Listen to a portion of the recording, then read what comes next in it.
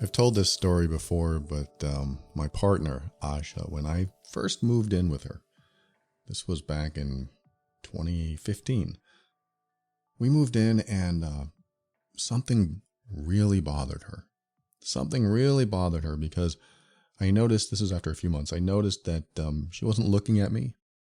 And when I walked in the door, she didn't look at me, and she wasn't like giving me a hug or a kiss. And not that she's very mushy anyway, but this was a little bit less mushy than normal.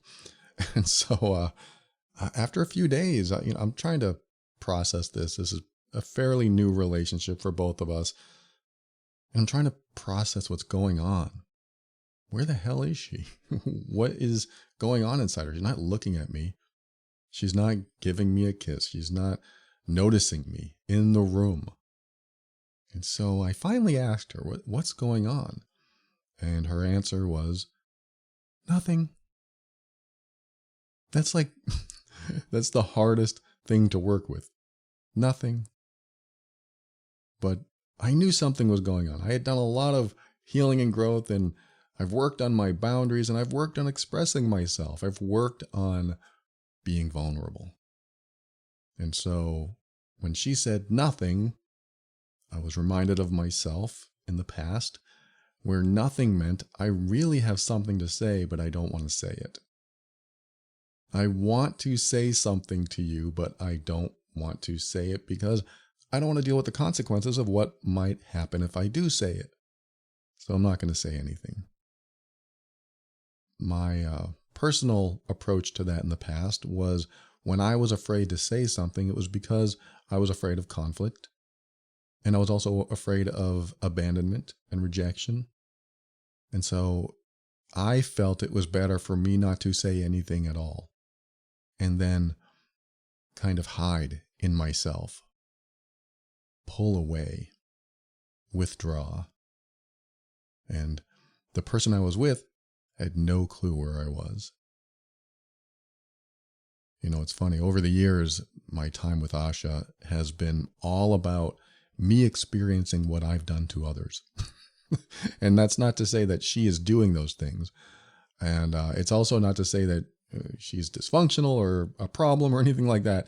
It just means there are things that I have done, there are behaviors that I have done that I have learned aren't very productive or resourceful in a relationship. And it's not like all my behaviors were terrible or problematic. And it's not like what she did over the years is dysfunctional or toxic or problematic. My point is, and I've just dug myself into a hole, but my point is, I think that what I did to others and what I said to others, because I've healed from a lot of stuff and I've learned a lot about myself, that I needed to experience it in return. I needed to experience it not only to have the perspective of the person that's on the receiving end of this, but also because it was, I believe, I guess, the universe's way of testing me. God, the universe, whatever you think is out there that might be challenging you, that might be putting you through some sort of trial, I think it comes back to us. Karma? It comes back to us in some way. And this could be practical too. I mean, this could be a practical result of healing and growth. And what I mean by that is when we learn, when we heal, when we improve ourselves, we then start to identify behaviors in others that used to be in us. I really started identifying behaviors in other people that I used to do.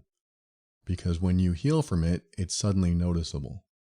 When you've improved yourself, when you've become a different person even, you see who you used to be, not only in your own memories, but in others.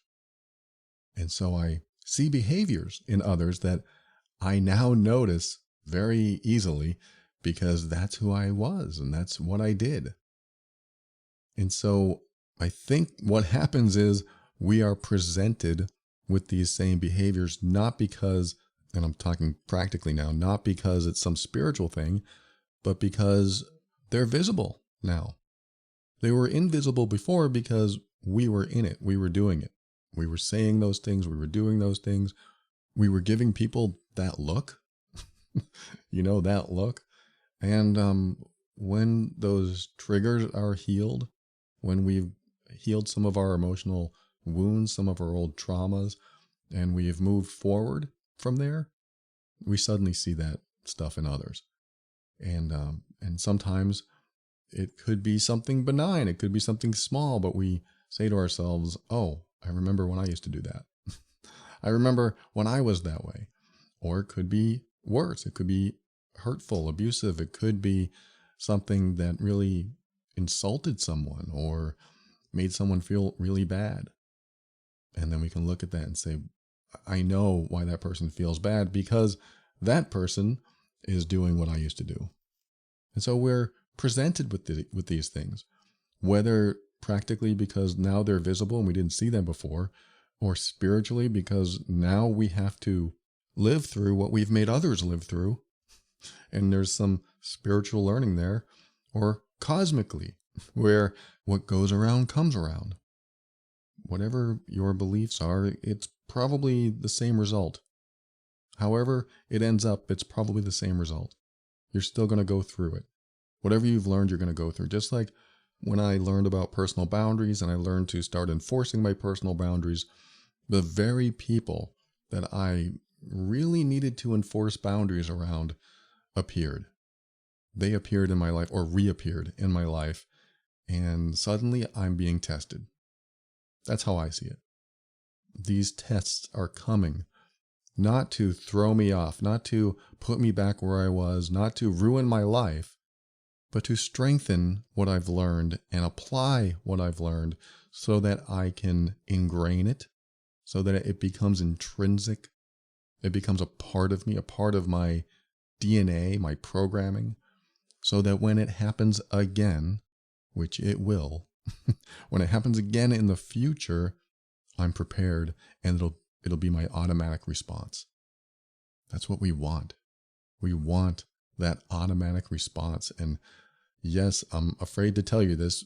It's okay that these tests, these challenges come along because it gives you a chance to use what you've learned, or it gives you a chance to learn something new.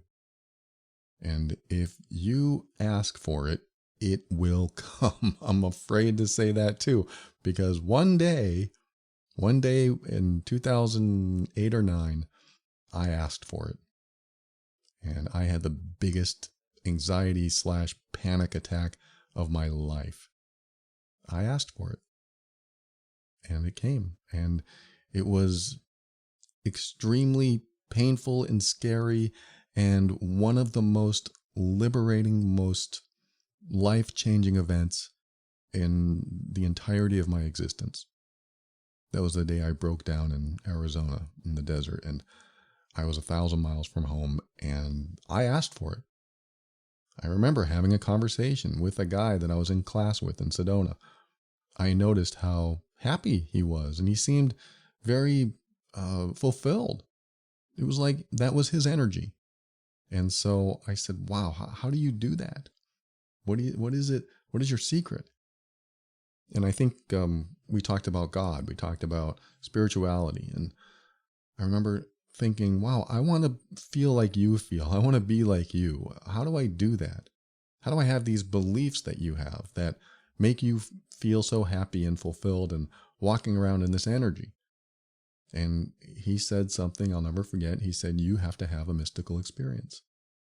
He says, you can't go do it. You can't learn it. You just have to have it.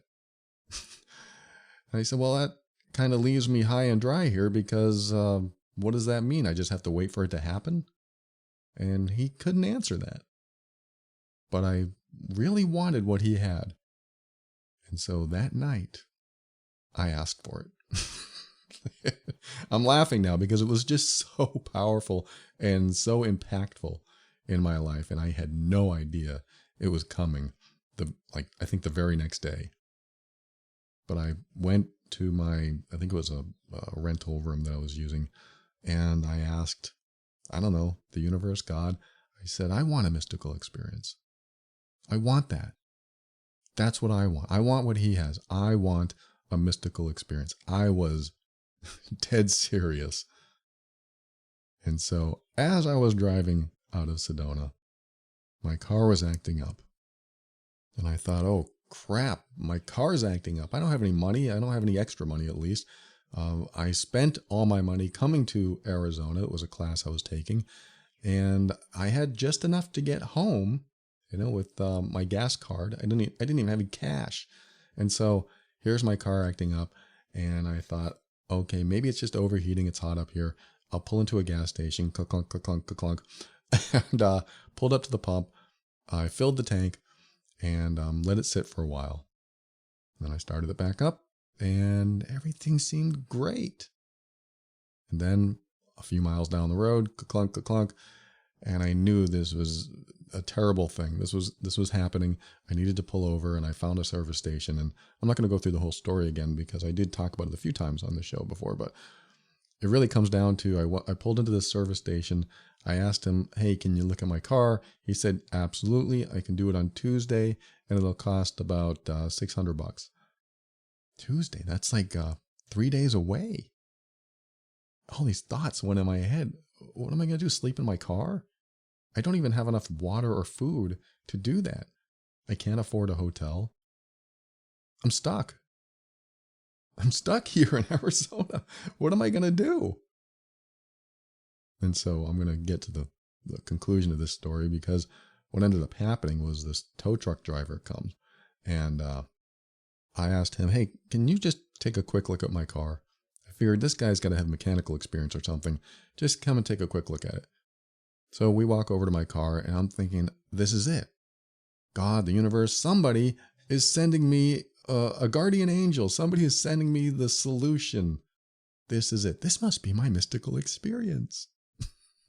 Someone saving me. And we walk to my car. I open the hood. He looks at it. I can't start it, or maybe I did, but it just sounded awful. And he said, oh, that doesn't sound good at all. And then my heart sank a little bit. And I said, what do you mean? He goes, I don't know if I can do anything for you. And I thought, what? But you're supposed to be here to save me. This is the universe sending me my savior. You are supposed to be here to save me. This is what I was thinking. Because I really believed everything happens for a reason. And when these things happen, there's a solution around the corner. And then he looked at it and he just shook his head. There's nothing I can do. And I was having a panic attack. And when I was married at the time, and I called my wife and said, I don't know what to do. I'm stuck here. And her and I had been going back and forth on the phone. And my panic and anxiety were reaching an all-time high. And I didn't know what to do. I couldn't do anything. I was stuck. And so I think what ended up happening was that I became so panicked that I found out what happens when an anxiety attack doesn't end. I found out what happens when the worst case scenario unfolds and blows the top open. It's like the pressure has come to a point and blew the lid off. That's the only way I can explain that, or explain what happened, is that my panic and anxiety reached the all-time high, the highest point I'd ever felt in my life, and it was continuing to rise higher. Have you ever seen the first Willy Wonka and the Chocolate Factory? At the end, they get in the elevator and it continues to rise higher and rise higher and rise higher. And then suddenly it goes through the roof and they're flying through the air. Sorry if that gives away the plot to anyone, but it's part of the movie. And that's a good analogy for this. So that's what happened to my anxiety. It reached the peak. It reached the threshold and then blew the top off. And I've experienced what it's like to have the worst panic attack that became whatever I feared happening afterward. The worst case scenario unfolded And I reached a threshold, and the threshold didn't hold. The boundary didn't hold, and it blew the boundary off my threshold, if that makes any sense. I discovered what happens when pressure builds to the point where it can no longer be contained. And that's where I was. And that blew up inside me. I just felt it. And what ended up happening was something so unexpected that it changed my life. In that moment of the peak of my anxiety and it blowing the top off my threshold, what ended up happening is I felt the most intense peace. I felt the most peace I had ever felt in my life. In that moment of pure panic and anxiety, the worst case scenario, what I feared most was happening. And what I feared most was leaving all my stuff in Arizona and having to get a ride home, leaving all my stuff. I mean, I had like thousands of dollars worth of the stuff I moved with in my car. I had my mom's stained glass lamp that she made. I had all my tools. I had audio equipment. I had everything in there. Don't ask me why. Everything was just in my car and I was traveling with it. We just moved. So I just left everything in there and I was traveling around with it and I was going to go. Oh, that's what it was. I think we were moving from California and I went straight to Arizona instead of going to Texas where we moved at one point. And I stopped in Arizona for my class for a couple weeks and I was going to come home. And so my panic reached an all-time high. It blew the top open. And then I was in this peace, this feeling of peace that I cannot describe. But I had no stress, no worry. And I went to the tow truck driver and I said, how would you like to buy my car and everything in it for $200? He said, what? And I showed him what was in it. And he said, okay. And then I sold it, sold everything, my car, everything in it. And that $200 bought me a bus ticket home. And he drove me to the bus station. I actually gave him $20. So I had $180 in my pocket now, but I bought my ticket and I had a 24-hour bus ride home. I had a few stops here and there, but that bus ride home was also crazy magical in a way because there was a Native American guy singing in the back. I think I just spoke about this the other episode I did, but there was a Native American guy singing in the back and that's all you could hear. And I felt like this is the mystical experience. This is what I asked for. And I feel so at peace, so wonderful, so good, even though everything that just happened to me put me at the height of panic. And when I got home, my wife was saying, are you okay? Aren't you upset? Aren't you worried? And I said, no, I've never felt better in my life. And that was the day I became more of a minimalist. Not complete minimalism, but I was okay with letting go of stuff. That was the change that I asked for, the mystical experience that I asked for. And it made me realize that, or two things, when you ask for it, when you're serious, you're going to get it. This is what I believe. And the anxiety attack, the panic attacks that we feel, if we don't let them go to completion, they may stick around. This may be controversial, but if you experience panic or anxiety and you are so worried about what might happen because you're anxious about it, so you don't want something to happen, that's why you're anxious about it. If you fear what might happen, if it actually does happen, where does the panic and anxiety go? Because the fear that you have of something happening isn't there if something happens. I mean, if the thing you fear happens, the panic and anxiety that you have been feeling can't exist anymore because what you feared happening did happen, if that makes sense. And again, that's controversial and it's not going to work for everyone the same way, but I went through it and it surprised me. But when I realized that I could just let everything go, then the fear of losing it went away. Wow, that was insane. It was intense, insane. And for years, I couldn't talk about that story without bursting into tears. It comes up now for me. It's like I feel the tears coming up because it was just so impactful. It was so powerful in my life. And I couldn't talk about it for years without crying. And people would look at me funny, like, why are you crying? What's going on? And it's hard to explain to anyone. It's hard to explain to you that experience, how impactful, how powerful it was. And it is because I asked for it. And this really does come back to what I was talking about, which is what you learn and what you heal from will very likely come back either as a test or some sort of wisdom that you need to gain, or to prepare you for something even more challenging in the future. Because I tell you what, after that incident about letting all my stuff go, a couple of years later, my wife and I were broke. We did lose just about everything. The place where we were living, we had to live with her mom in this tiny little 600 square foot apartment. And all we had was her car, because my car was gone. So all we had was her car and a few small things. And we ended up going to the soup kitchen every day. And I was okay with it. And she was okay too. We were getting along fine. Both of us were just getting along, going to the soup kitchen every morning and just taking life as it came. And I would not have been okay had I not gone through that experience, because I was always, materialistic. I always felt like I was in lack and I wanted to keep my stuff, wanted to hold on to it.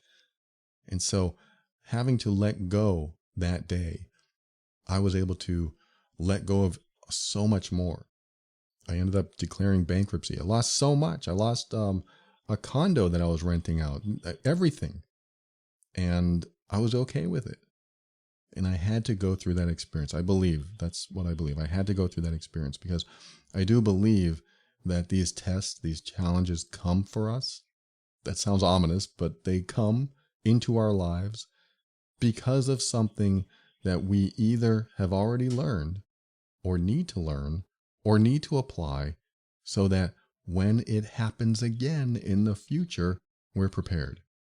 It doesn't mean what happens in the future will be easy. It just means we'll be in a place to be able to handle it. Because most of my life, I've not been able to handle things because I didn't want to deal with them.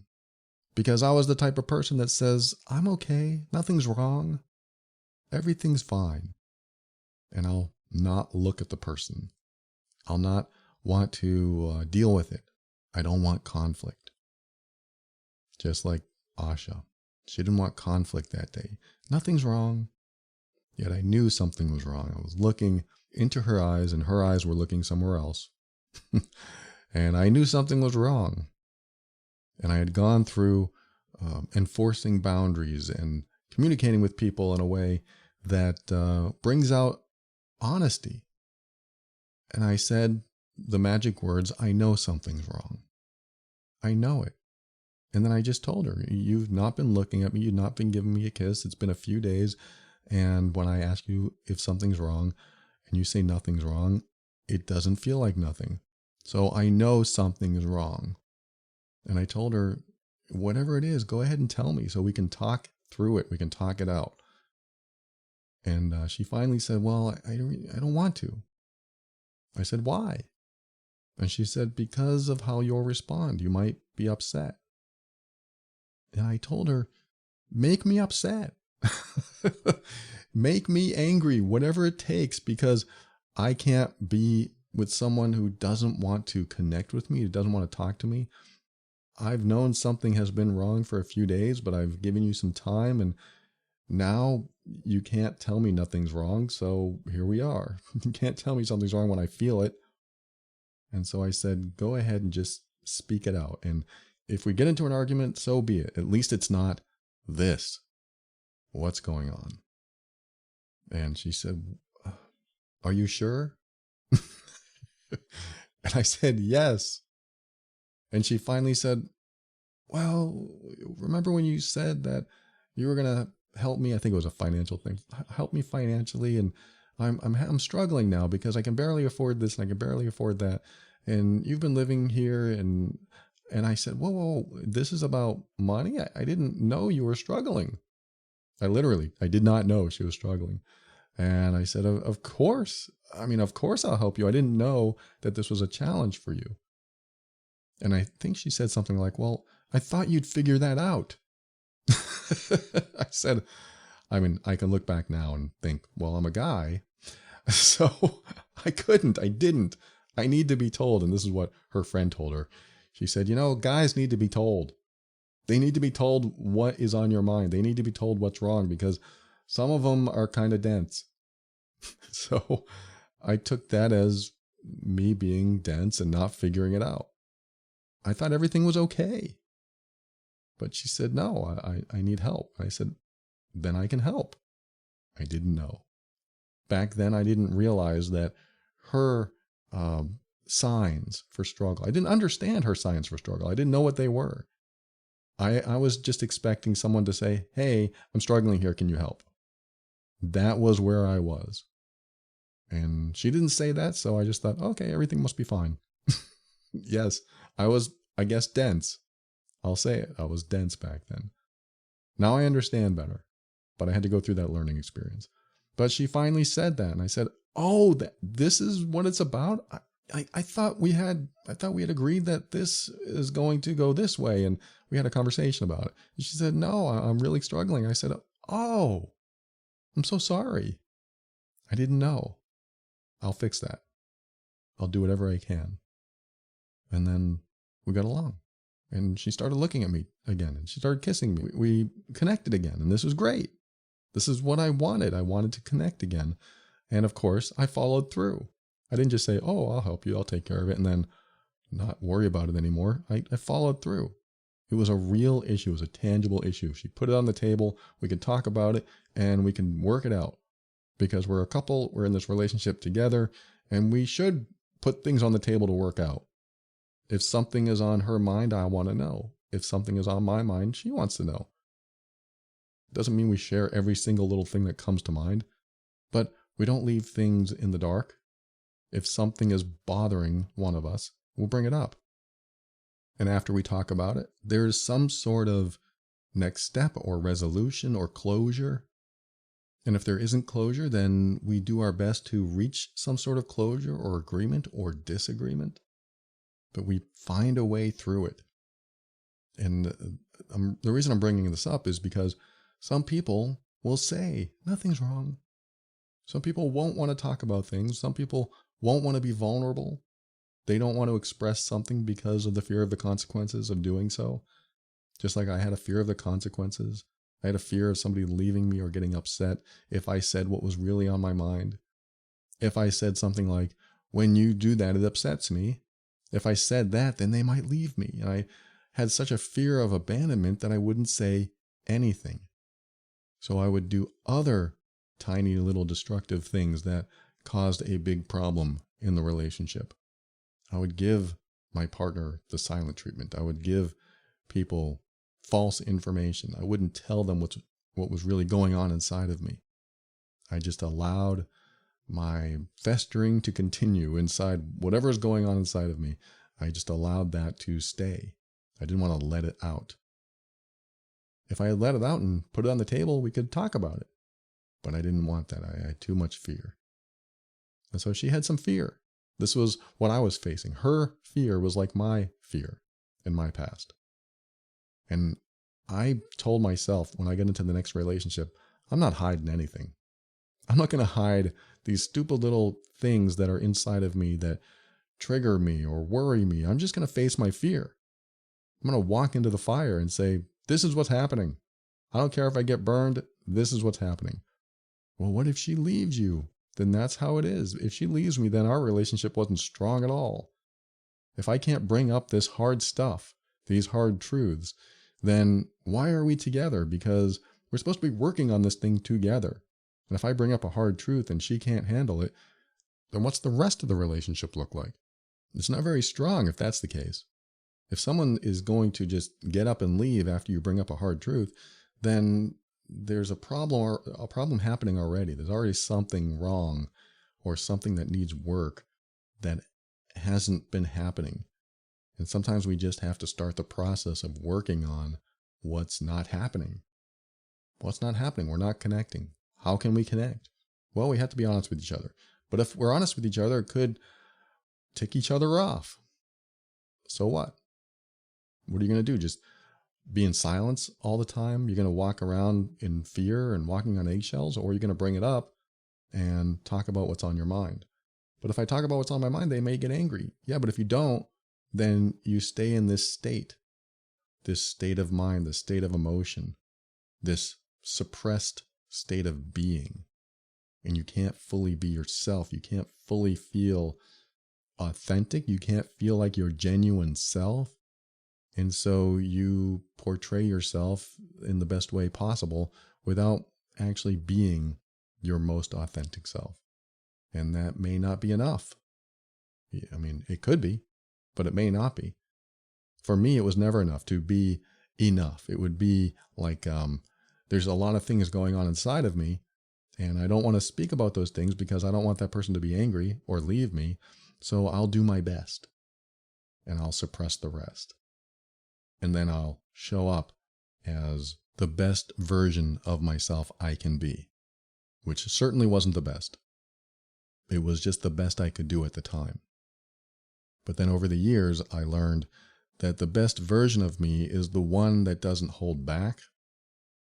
I mean, the hard truths. I don't hold back the hard truths. So if something needs to be said, we should talk about it. We should bring it out in the open. Let's talk about it. Hey, when you did that, it made me feel disrespected.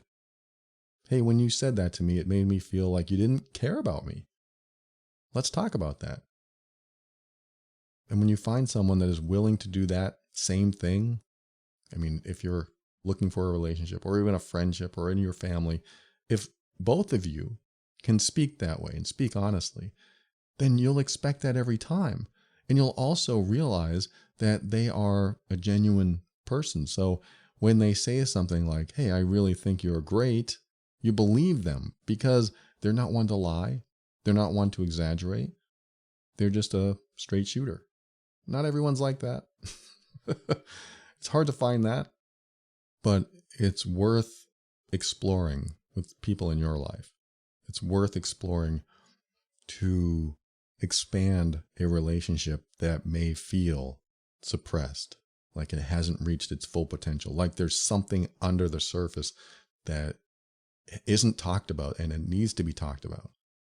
Like that unspoken thing that we never talk about, because every time we talk about it, we get into an argument. How can we find closure there? How can we get to a point where we finally just blow the lid off and bring it out into the open? The worst case scenario unfolds. Can we get to a new level of connection? Or is the next level distancing ourselves from each other? Is the next level breaking up? Is the next level saying, look, this isn't working out. You're my friend, but we clearly don't agree on this. So I don't know how we can move forward. That might be very hard to say or even think about, but sometimes I look at it this way. I look at it as we can either hold this in the whole time we're around each other, or just bring it out, bring it up, and see where it goes. Because we're both thinking something. We're both thinking, well, they don't agree with me and they feel this way, and I don't agree with them and I feel this way. Let's just bring it up and let it explode and see what happens. I'm not giving you this advice. I'm not saying that this is what you should do. And not everyone can have a conversation like that. I'm saying when you have a conversation where you are willing to express yourself and they are willing to express themselves too, that maybe some things can be cleared up. Or maybe not. And maybe it'll make things worse. But this comes back to what you want in your life. What do you want for a friendship or a relationship or anyone that you have a conversation with? What do you really want? Do you want to talk about the weather and never talk about that hard subject? Or do you want to bring that hard subject into the light and put it on the table, make it tangible, and just have it out? And then find out where the relationship ends up. I know that's just, how can we even think like that? How am I going to do that? That's going to cause so many problems. And so, yes, we might have to leave well enough alone too. We might have to say, no matter how many times we talk about this, it always ends up badly. So we've agreed not to talk about this. That's fine too. If you are both okay with that and the rest of your time is quality, I don't have a problem with that at all. There are people with different political views that hang out and they know that they don't agree on a lot of things, but they don't talk about the politics and everything else is great. Everything else is fine with them as long as those politics don't come up. So they hold in who they really are. It is one issue, right? You can't be your 100% authentic self with certain people because they want to be their 100% authentic self and there's an incompatibility. And when there's an incompatibility, you may not be able to fully express yourself because there'll always be a problem there. So I'm not saying that it's always important to express everything that's on your mind all the time. I'm saying that when there's withholding going on, when you're holding on to something that is actually slowly chipping away at who you are, who you want to be, then maybe it's time to consider bringing it up and seeing what happens and knowing there's a risk involved. This is one thing I told Asha. I said, I'm going to tell you the truth at the risk of losing you. I said something like that a long time ago. I said, I would rather risk our relationship than be dishonest. I would rather risk you being upset with me and leaving me than have to lie or withhold information from you. Because I never want to live like that again. That was my whole history, my whole past. I never want to live like that. I never want to hold back who I really am. I never want to repress my thoughts and suppress my emotions. I want to be who I am, and I want to be accepted for who I am. And when you find someone in your life that accepts you for who you are, that's a good feeling. That's a great feeling. And if they don't, that's what I'm talking about. If they don't accept you for who you are, you may have to show certain people who you are and see what they do with it. Some people won't like it because they really like who you've been because it fits in their perfect model of reality. This is who I am comfortable with you being. And if you're okay with that kind of friendship or relationship, then more power to you.